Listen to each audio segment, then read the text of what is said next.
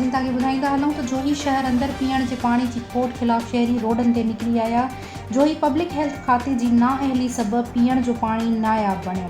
Report Mushtaq Ali रोधनाणी मुताबिक़ जोही में शहरिन जो कलीमुल्ला, बबर, अली नवाज़ लगारी, अनवर ऐं ॿियनि तरफ़ां हथनि में बैनर ऐं प्लेकार्ड खणी इरिगेशन ग्राउंड अॻियां दादू जोही रोड ते एहतजाजी मुज़ाहिरो करे धरणो हंयो वियो। इन मौक़े ते मुज़ाहिरीन मीडिया सां ॻाल्हाईंदे चयो त म्यूनिसिपल ऐं पब्लिक हेल्थ इंतिज़ामिया शहर अंदर वाटर सप्लाई जी फराहमी बंदि करे शहरिन सां नाइंसाफ़ी करे रही आहे। इन्हनि सीनियर सिविल जोडिशनल मैजिस्ट्रेट DC दादू समेत इख्तियारनि खां नोटिस वठी शहर अंदर रहियल पाइप लाइन जो कमु मुकमल कराइण साफ़ करे मुलविस ठेकेदारनि ऐं इंतिज़ामिया ख़िलाफ़ कार्रवाई कई वञे। ॿी सूरत में एहतजाज जारी रहंदो।